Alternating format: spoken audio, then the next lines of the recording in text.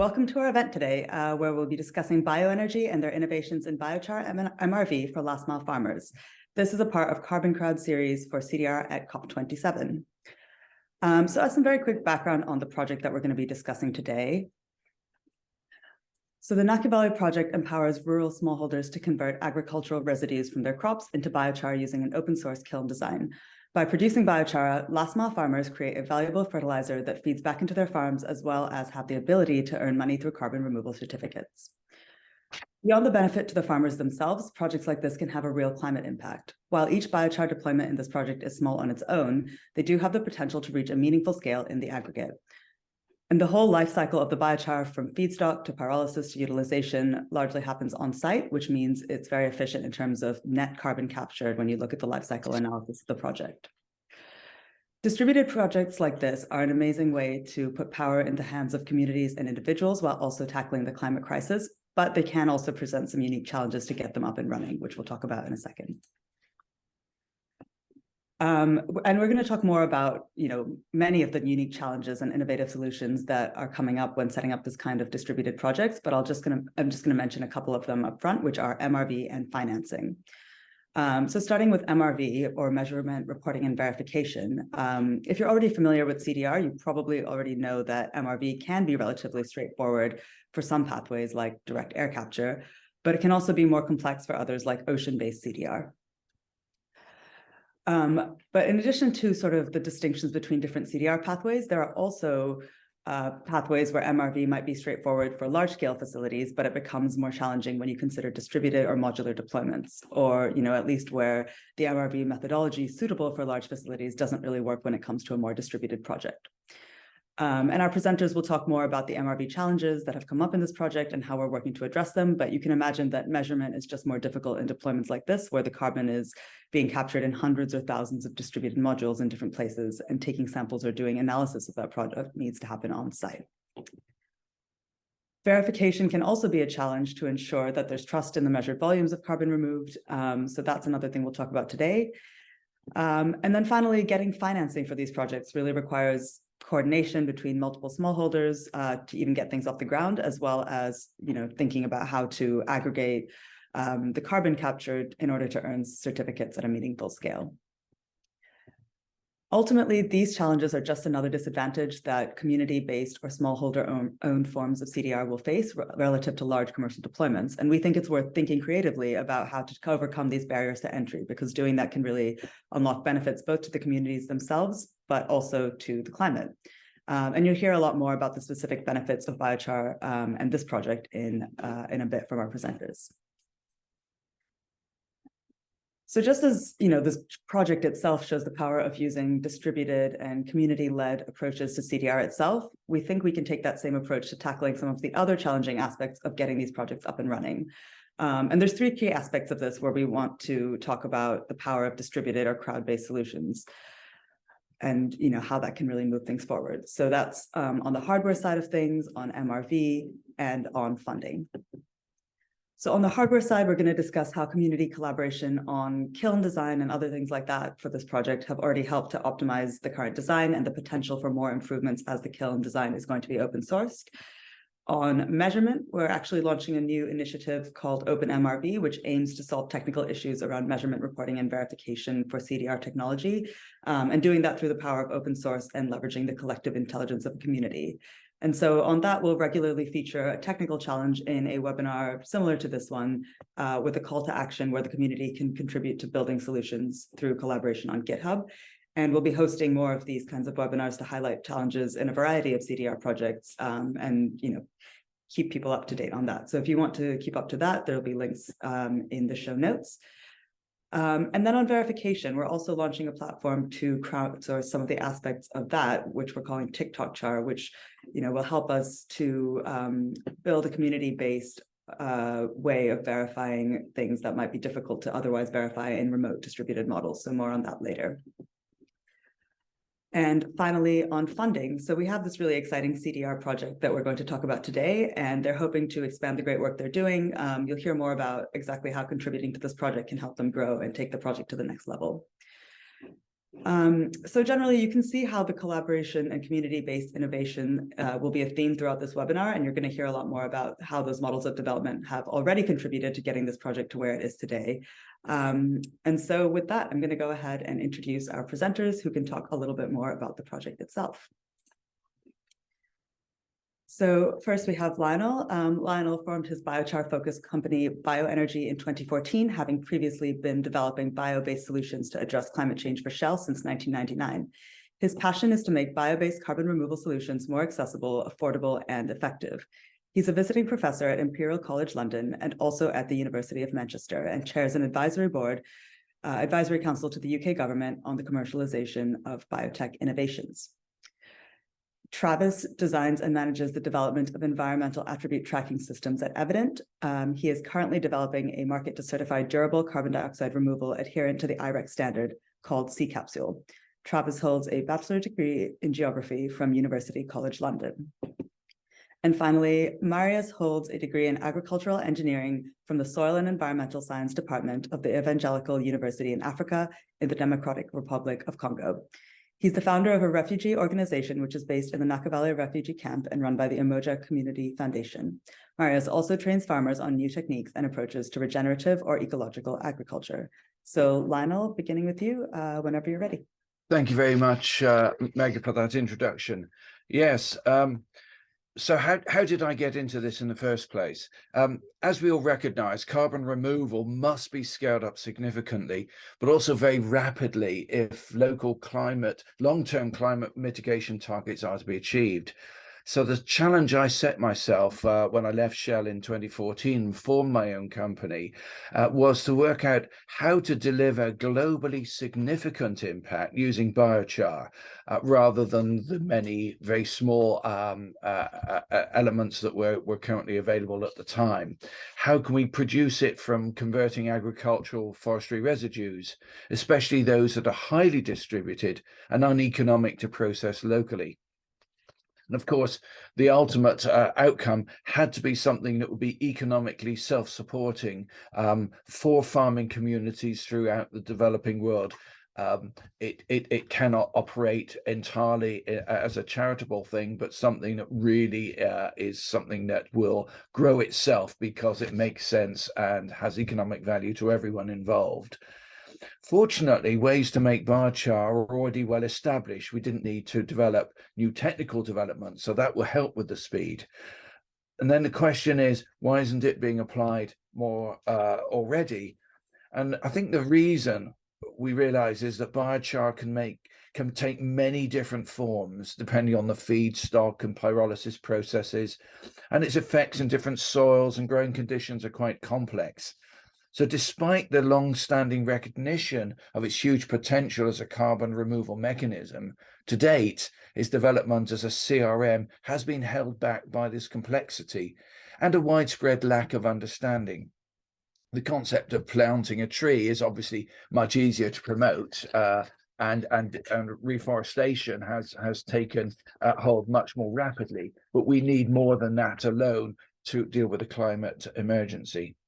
So the question is, could biochar solutions develop global scale by increasing numbers? Can we get economy of scale through multiple small, locally affordable and highly distributed operations rather than being restricted to large centralized facilities that could only be operated by large corporations?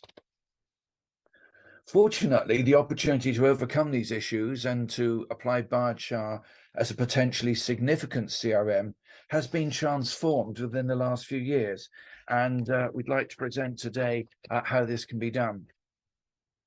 So biochar actually addresses two major challenges that threaten food security and the well-being of some of the most vulnerable members of our society in the world today. In addition to the impacts of climate change, it's increasingly being recognized that soil quality around the world is steadily degrading. This is generating an increasing dependence upon fertilizers. But fertilizers themselves have become massively more expensive recently, and for many totally unaffordable. They also pose a threat to the environment, both due to their high carbon footprint and, for example, their potential to damage watercourses from excessive nitrate runoff. So of the roughly 570 million farms estimated to exist in the world, about 84% comprise smallholders on less than 2 hectares of land, mostly located through the developing world. So collectively, they produce a third of the world's food, but labor productivity is low. They're amongst the most poorest and most vulnerable to climate change. So by introducing biochar solutions into these communities relies on solutions that must be practical and affordable. But access to biochar could be very empowering, providing an opportunity to address and not simply to be the victims of climate change and its consequences. So biochar is not simply a carbon removal mechanism, but a potential solution to the degrading soil fertility issue. And there's plenty of evidence, indeed, that when combined with lower levels of fertilizer or compost, can actually deliver greater and more cost-effective benefits. And it's this combination of potential benefits that makes it relevant and is core to what we are aiming to deliver today. So 3 recent and significant developments are making our approach to distributed biochar solutions possible. Firstly, the substantial increase in scientific understanding of the complex role of biochar as a soil improver and its long-term carbon removal, stability and soil benefits. When I started studying biochar back in 2006, there were only a handful of relevant scientific publications to inform and many initial questions unanswered. Today, my personal searchable database alone includes over 16,000 research papers, including the results of many multi-year field studies that show how the benefits of biochar in agricultural soils commonly increase over time. Secondly, the increasing access to mobile phones and the internet, key to setting up distributed operations, even throughout much of the developing world. Thirdly, although rather perversely, due to the COVID pandemic, it has actually generated widespread familiarity with and acceptance of video conferencing, such as the one we're using today, using computers or mobile phones. Reaching out to communities around the world has become far easier, quicker and effective and accepted than could have been imagined even a few years ago.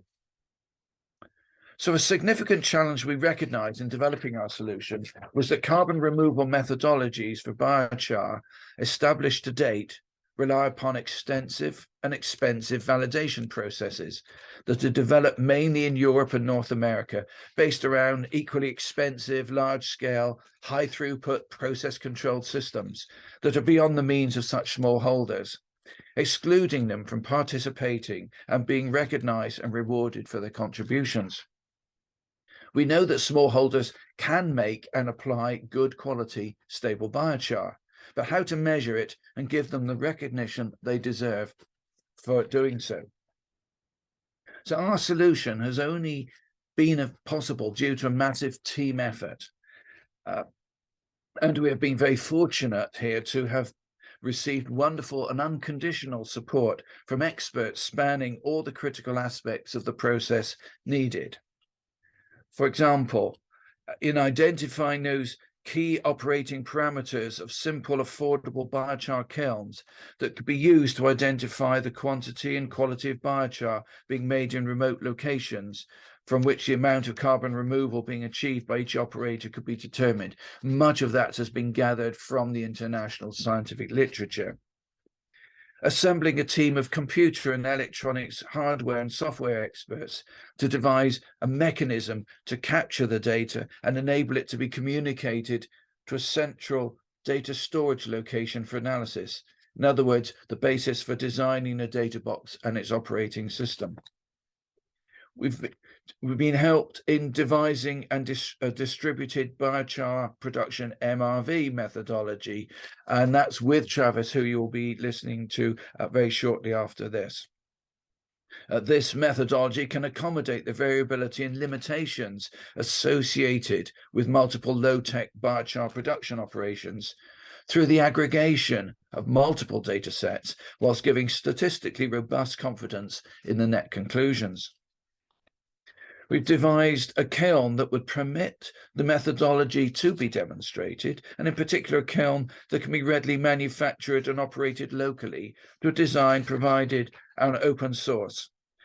We call this initial kiln a SEGO 1 kiln, but the methodology is open to the development of many other kilns in future. Finally, to develop and demonstrate this approach, we've worked closely in partnership with several separate groups. These include a smallholder with the woodlands in North Wales, who's been operating 2 of our SEGO biochar kilns for more than a year, which has provided the basis for all our technical developments and troubleshooting of the data boxes and construction of the methodology. In Kenya, we've also been working for over a year with colleagues I've known for several years in KALRO, the Kenyan Agriculture and Livestock Research Organization. They've given us enormous support in kind. They are a national organization that supports farmers and farming communities. KALRO recently completed a full season of maize field trials using biochar produced using a variety of locally available feedstocks in locally manufactured SEGO kilns. The result of these trials is still being analysed in detail following the most recent harvest, but we're already showing some clear benefits on maize growth with the biochar. In recent months, we've been working with Marius and his team at Nakivale, and we'll be hearing more from Marius shortly. And finally, we've been working closely with Evidence Services and Travis. So it's very much a team effort that you're going to hear from in this presentation today. So at that point, I will stop and hand over to Travis to explain more about how we've been working together on the MRV methodology. Thank you. Brilliant. Thanks, Lionel. Perfect. So yeah, I'm going to be talking about the role of certification and how we're linking in with Lionel on certifying some of the biochar projects that he's rolling out, including the one at Nakivale refugee camp. So if we move on to the next slide, I just wanted to give a quick background about the role my organization Evident plays. So we're on a mission to certify the clean economy, which for us means building out registries that will enable end-to-end certification and tracking of different environmental asset classes, from initial issuance of the certificate to transfer and ultimately redemption. And so we began this journey in 2014 when we established the International Renewable Energy Certificate, which is now issuing in around 50 countries worldwide. And we've issued over 180 terawatt hours just in the last 12-month period. And so applying the same principles and procedures, we began developing the codes and registries for other environmental asset classes, including low methane natural gas, hydrogen, and also durable carbon removal. So since late 2021, we began incubating C-Capsule with Carbon Finance Labs to create a robust and reliable framework for certifying durable carbon removal. And when I say durable, I'm talking over a 100-year time horizon. So whilst other standards may have opted for a 20, 40, or 50-year time horizon, we think it's too short relative to the problem and or effort. And something like 1,000 years is potentially too long when you're looking at all the different risk factors like social, economic, legal, and environmental risks. We believe 100 years is the furthest realistic time horizon of reliable enforcement. And on top of that 100-year definition, we ask methodology developers like Lionel to come up with a tool to define an expected effect, which is essentially a percentage-based likelihood on the delivery of that carbon removal achieving durable sequestration over a 100-year time horizon. And this ultimately would allow for the normalization of projects and outcomes and provide a risk metric for insurance bodies and also determining buffer contributions. So instead of setting the standard ourselves, like every other certifier, what we do is we adhere to the International Attribute Tracking Standard, which is owned and managed by the IRIC Foundation. And their standard is agnostic, it's non-technical, so it doesn't even mention carbon removal or electricity or hydrogen, but it provides the best practice rules and principles to implement robust and reliable tracking schemes. So a bit more on the role of certification and why it's so important. Well, certification provides that evidence tool to substantiate end user claims so that every net ton of carbon removed from the atmosphere can be fact checked, booked onto the registry, and claimed by an end user.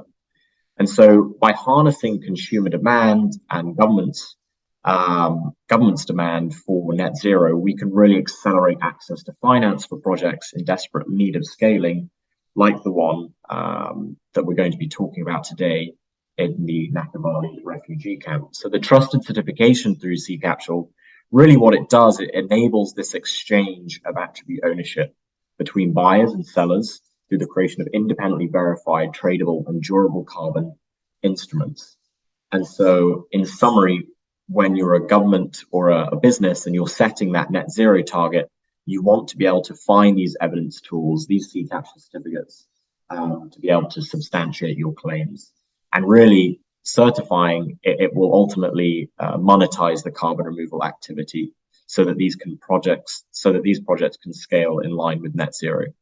And just quickly, before we move on to the role of methodologies and the work we're doing today, I want to explain why C-Capsule is slightly different from other certifiers that you may be familiar with. And this is really the open framework and clear governance structure that we offer. So we're trying to foster a market with clear separation of roles and responsibilities. C-Capsule, as the code manager, implements the rules and principles of the IREX standard specific to carbon removal. And that means building an ex post fact-based mechanism for carbon removal, but also adhering to some of the emergent core carbon principles around durability and additionality. And it's also our role to appoint market facilitators. So whilst Evident will be providing the single source of truth in terms of the registry, we really, really want local implementation of these markets by having local issuers. In our IREC market to date, we have 20 local issuers that are either government or government-approved agencies.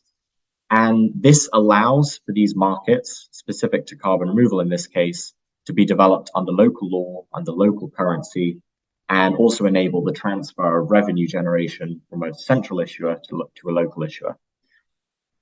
And this open and non-proprietary model really allows governments and independent operators to assume responsibility. And the key message that we're trying to promote is that everyone can play a role. Our service philosophy is not to be everything, but to support everyone. And so one of the key areas we want to see some of this open source collaboration is methodology development. As we all know, methodologies are one of the key cornerstones for carbon markets, and that's because they provide the backbone in which removals can be reported, verified, and ultimately certificates can be issued. So when we entered the carbon removal space, unlike other attribute tracking products like electricity or hydrogen, we recognize that universal methodologies for MRV are not really possible for durable carbon removal because they're very unique and complex processes, whether you're directly capturing from the atmosphere or from the ocean or from biogenic carbon sources. We needed to obviously take on this methodology development to account for all these different types of technologies and processes. But we also didn't want to play a role in methodology development. So typical certifiers to date, it's the generation of methodologies and MRVs has been very top down and centralized. As Lionel mentioned, it's been very expensive and time consuming. But also we recognize that emergent processes and methodologies weren't really accounting for carbon removal. They were either absent, limited, or lacked standardization. So we needed to come up with a new way, really. So our role as in C-Capsule, we wanted to establish the principles and framework for which methodologies could emerge and ultimately inherit some of these methodologies being developed. More and more, we're seeing that technology companies themselves are working with third parties to develop methodologies instead of this traditional route to methodology development. As you can see on the screen, Climeworks has done this, but also Charm Industrial on their bio oil and sequestration protocol. What we're wanting to achieve with OpenAir and their Open MRV standard is to create a framework in which the core principles for MRV development have been established, and then to allow for the development of new methodologies through the large and diverse stakeholder community that the OpenAir really presents. And I think some of the key benefits of this is that it will reduce development time and cost, and also enable problem solving across the community. You know, when we began supporting the development of Lionel's methodology, it's been a long process, I won't lie. And I think enabling us to engage with a community like the OpenAir would bring significant benefits to reducing development monetary costs. So a bit beyond kind of this presentation, we will be piloting C-Capsule starting in Africa towards the end of this year, beginning of next year. And one of these projects is going to be the Nakivale refugee camp, which I believe Marius will speak a bit to now following myself. So maybe I'll just hand back to Mega and we can hear from Marius. Thank you. Okay, so great. Next, moving on to Marius. So Marius, can you just give us a little bit of background on the Nakivale camp itself? So like how big it is, how it operates, how long it's been running, just kind of background for people listening. Mbia mina tunashukuru sana, mimi nasema mkisoma ndio Francais na Kiswahili, na mimi nashukuru sana kwa hapa na kupresenter community yangu na ba jeune wetu tunafanya kazi. Yeah, Marius is here is going to speak Swahili because Marius speaks Swahili and French, but he's so happy to be here to represent the whole Nakivale and the group that he works with.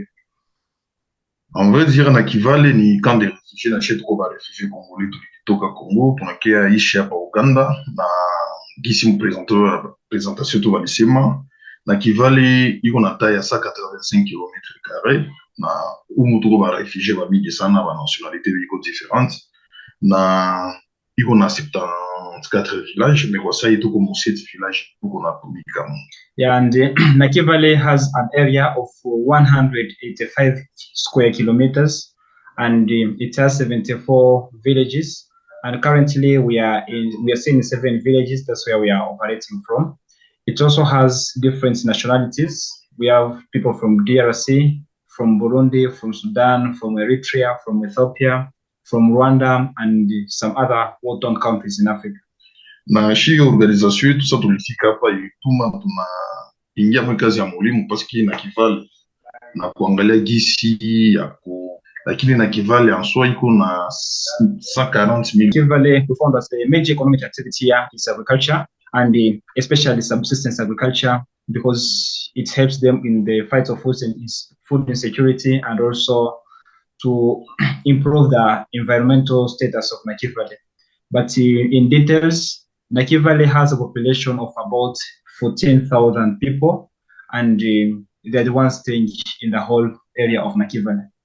Na kufatana na ile kama tulijimplike sana mkazi ya mulimo, surtout mkazi ya agriculture regenerative, ni kupitia sasa tuliona ba limai ba refugee wa limai hapa kwa organize kulima vile walikuwa wanategemea donc wanaribisha mazingira, lakini foundation tukapatia nafasi moja tuanza kufundisha methodology fulani ya mulimo juu surtout regenerative agriculture. Na kufatana na hii projet Biochar tuliangalia kama kila siku udongo ni ndana poteza mboleo, kila siku udongo na kuwa degradé. Sasa tulikajikuta kama hii probleme ya nani, hii projet ya Biochar ni projet mzuri sana yenye iteza leta solution ku leta mboleo mu udongo na kupunguza carbone in atmosphere. Yeah, we also found out that most of the refugees, though they do subsistence farming, but they do it in a disorganized way. People are not disorganized,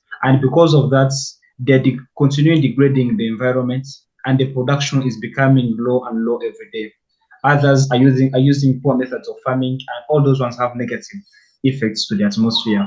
That's when we came up with the idea of forming an organization called Moja Community Organization, so that we can bring all the farmers together, and then we fight against the tragedy that they are fighting for, so that we can also bring in principles and also methodologies and that's when we decided to especially teach them about ecological or regenerative agriculture, so that they fight against the good condition of the environment. The soils are being degraded each and every day because of cultivation. And that's why also join hand with you to support the project of biochar, so that the biochar that they can be getting from the profits from the project, they can use them so that their soils can regain their fertility. Na kufatana na ile projet Biochar parce que si au moins ya 2000 tupanda Nakivale ya tuligabria wengine ba beneficiaire yetu miti, mais tukaona kama ile haitaleta tu solution kwa kuwa na question tuko najiuliza ai Nakivale itakuwa connecté mu monde ya marché ya carbone mu dunia mzima, na kufatana na ile implication chie en tant que communauté, en tant que équipe tunatumika nao tunajiimpliquer sana juu projet iresir juu projet kiresir Nakivale communauté Nakivale balima ya Nakivale nao watakuwa connecté au niveau ya onesha combien de fois kinabo biko napunguza ile carbone sur le plan marché mondial na ile nguvu zao nazo zitaonekana na zitalipiwa. And on addition, we have planted and distributed about 20,000 trees around Nakivale, but found that this is not durable, and because it's a solution, although it's not urgent, it's a long picture, because we want to bring the effort of the refugee farmers to the international markets in the process of removing carbon. And as other people, their efforts are being recognized, the efforts of refugee farmers can also be recognized on international markets in the process of removing carbon. That's why Umoja Community Foundation and its members have sacrificed and are sacrificing themselves to work so hard for the success of the Biochar project, so that the efforts of the refugees here can also be recognized to the international market, so that their work is being recognized because they are the direct beneficiaries, and also they can be connected to the international world. Na kupana historiki kidogo juu ya Biochar, chuba mingi wako nefanya hapa mbele, wako nefanya mnivo iko lokale sana, na ile niveau lokale kwa ilikuwa tena na tosha tena ngine kazi na polluer tena atmosphere, mais kupitia methodologie ya Lionel na Travis na OpenAir inaonekana kwa medi fake ni methodologie pour simple ne lokale, na gisi tuko na angalia italeta impact mingi sana kwa communauté yetu, surtout italeta ni mboleo ya kuangalia gisi na bulule ile atmosphere juu ya bori tulikuwa nafanya pambele ilikuwa ya kuharibisha mazingira. And also another brief history about the biochar here. Farmers here have been making biochar without knowing, and yet the biochar that they are making, it was producing a lot of methane gas in the atmosphere, which is also dangerous to the atmosphere. But we thank Lionel for the technology. We also thank Travis and the organization for this technology, because it is locally oriented, to be done by the local people, and it's so productive in the way that the carbon that's being removed is so much important and is being recognized compared to the technology they used to use before, where they are reducing carbon and again releasing another gas, methane gas, which was polluting the environment. Na kufatana na batu wenye liko implike mwe projet tuko tulisema tuko mu 7 village na sai tuko na plus ya 500 bénéficiaires benye balima benye biko mu projet yetu, na bale bote ma communauté yote iko impliqué mu nani mu hii projet, na tunapenda twende bila tufike mu 74 village, na ingine matelier ya nani ya mambao ile maizine, na donc wale wanatumia ndani tumikisha ile mamiti ile mauchafu bale wanatumikisha ile vingine ile mauchafu bote biko concerné, parce que bale bote tunawatia mu communauté tuko mobiliser ne ko sensibiliser. And again here we have about 500 beneficiaries, and almost all of them they're embracing the Biochar project, and because they are part of beneficiaries, because they also benefit from it. We're also in touch with the people who are running carpentry workshop, and they are one of the sources of our materials, and also other people around, because perhaps some their wives or their children are part of our beneficiaries. And also here the whole community is mobilized, is sensitized, and is really willing for this and is in touch with these projects, And because all of them, they are just praying hard that the project continues because they are benefiting from it.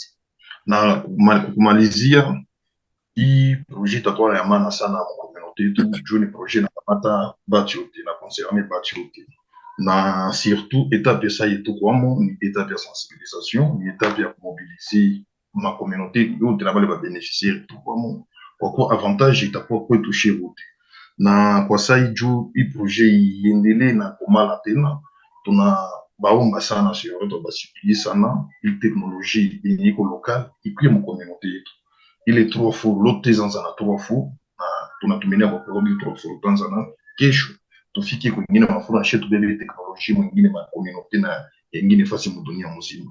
Yes, so and in conclusion, now as we first introduced, you're just in 7 villages, but you want to reach all the 74 villages in the due process. But now it is now where the project is now, we are still in mobilizing and sensitizing all the people so that they can embrace and they recognize the importance of this project.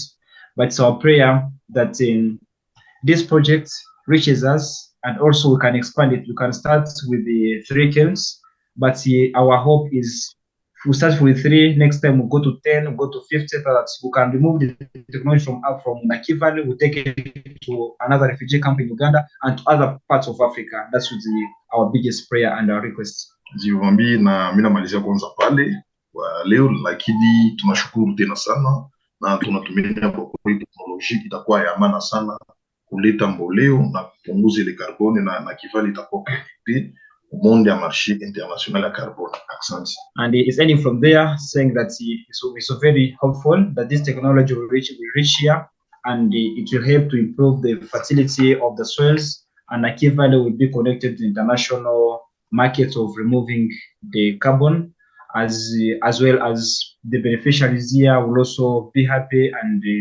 his marriage is just stopping from there and we shall continue as we go on with the meeting.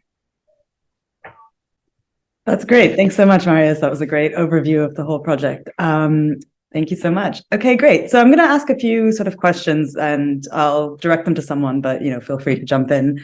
Maybe starting with you, Lionel, what was it about the Nakivale context and that sort of that particular place which made you think it was a good option to lend itself to this kind of biochar project? And how has that played out in reality?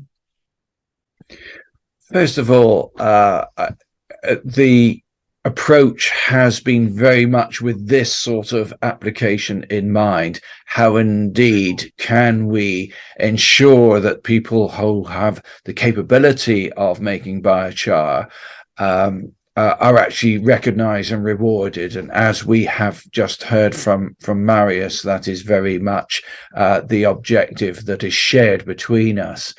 In order to take this forward, though, we have to ensure that we work with people who understand and who have the resources and enthusiasm to make it work. And the first and most important thing is to work with people like Marius, and in this case specifically here, to help drive. We need local champions who understand the objective and with whom we can share the goal.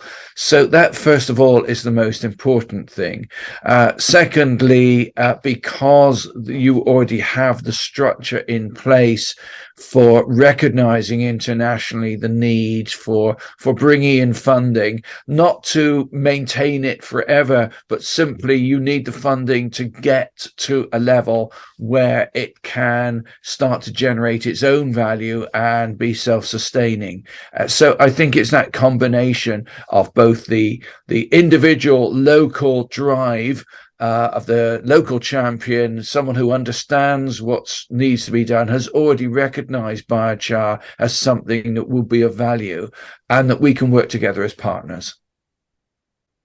Travis or Marius, anything to add to that? Yeah, mimi Lionel anasema ni kweli parce que shi atake refugee tuko donc tunaelewa na kazi ya mwalimu juu tunabakia mjuu ya kuangalia jinsi ya kukulisha majamaa zile ni teknolojia iko simple kwa lokali, ina renforce kwanza, ina renforce shamba, hatuta degrade tena utomo kuharibisha mazingira, bila kwanza inaleta mboleo, na ya pili na shie na Kivale effort yetu nguvu nayo inazoonekana kwa niveau mzima, na Kivale haionekane tena kama inazoonekana na marché mondial kama nayo iko connecté vente ya carbone ou bien kwa ile processus ya kuelimine carbone, na ndio maana ile ni kitu ya maana sana, na ni kitu yenye community kuna chunga, na shie wenye tuko tunafungula mikono kutumika na watu.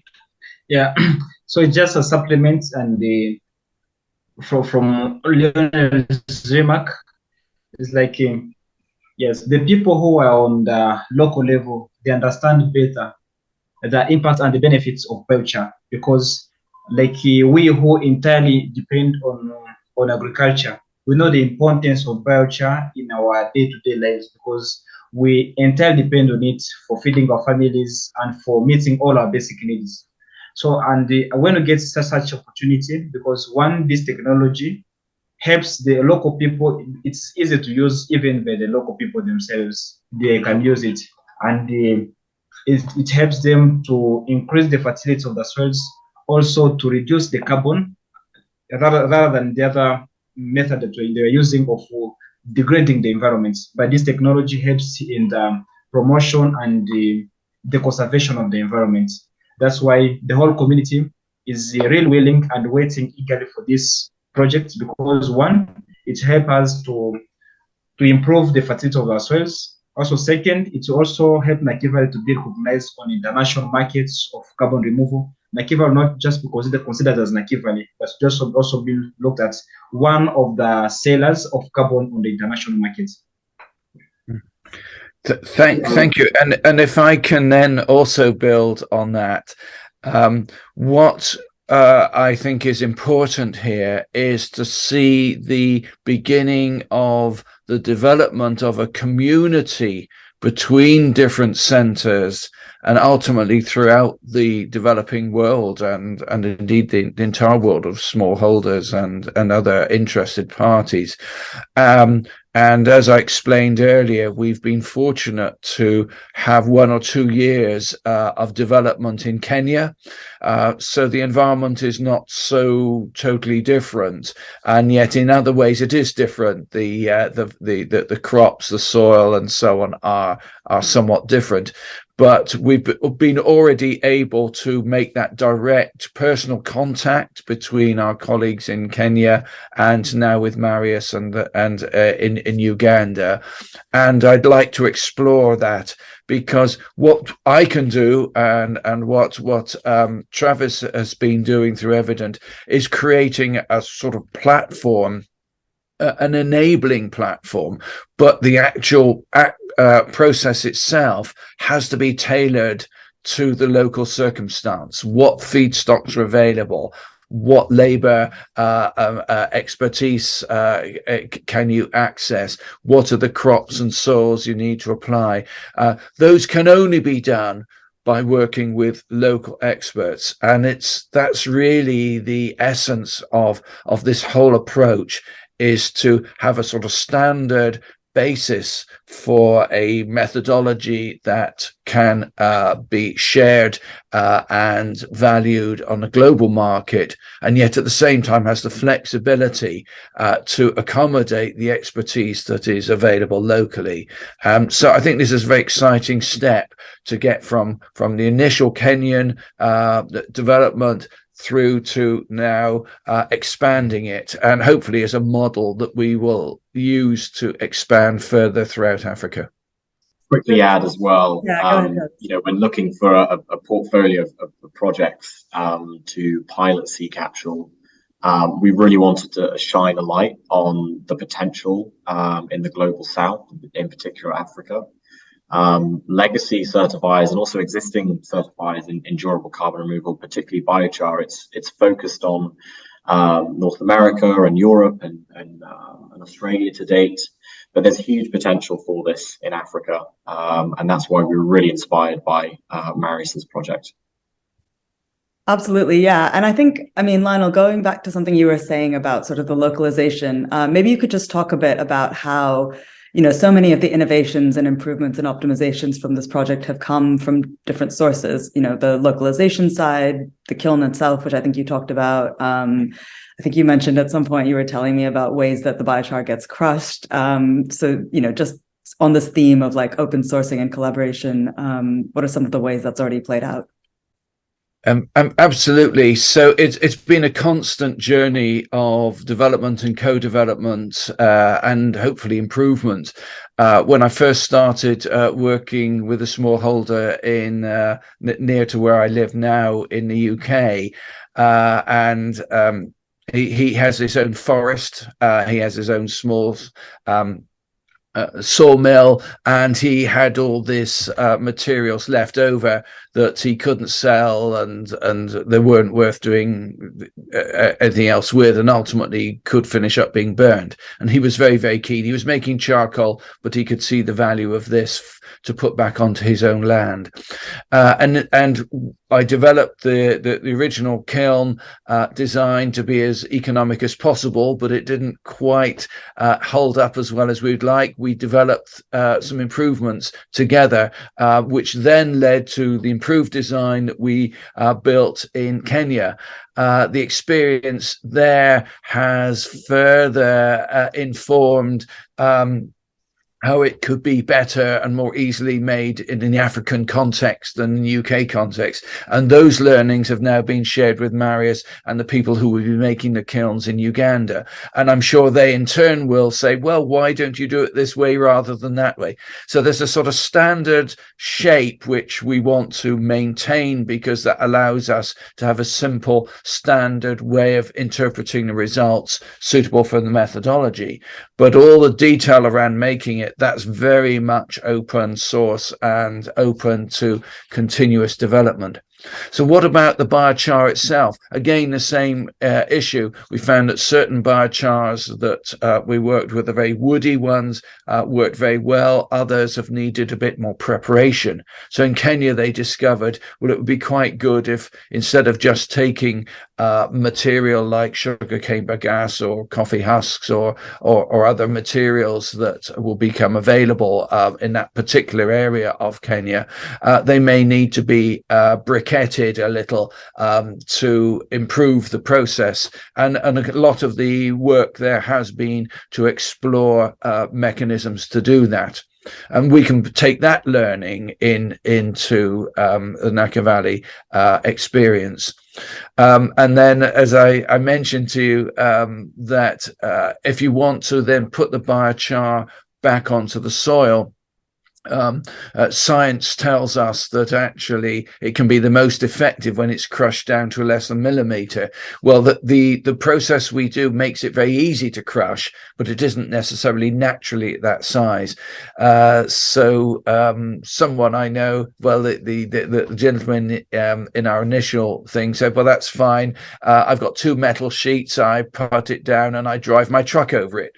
There we are, done, easy. So it's all about what works for you, what is available to you, and the different solutions will come up differently. So just the one other thing that, as I mentioned in my original introduction, how do we then balance the local simple technological capabilities that are available with the fact that actually we have now the Wi-Fi and so on. So we're also developing a website which will allow these ideas to be shared, and hopefully we will get a collective community learning process going from that about what works in different circumstances. So again, we see this as part of an ongoing journey of learning. I'm not proposing that what we have now is the perfect endpoint, but rather a start which we hope others will continue to develop and improve over time.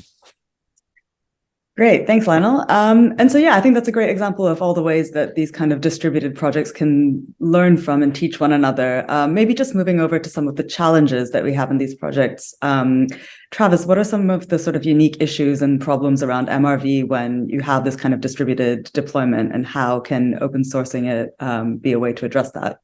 Sure, yeah, I think when I first started looking at existing methodologies in the market, I was finding a number of challenges, particularly around, you know, the measurement, the reporting, and ultimately the verification. Really, typically to date, MRVs have relied on manual reporting and in-person audits.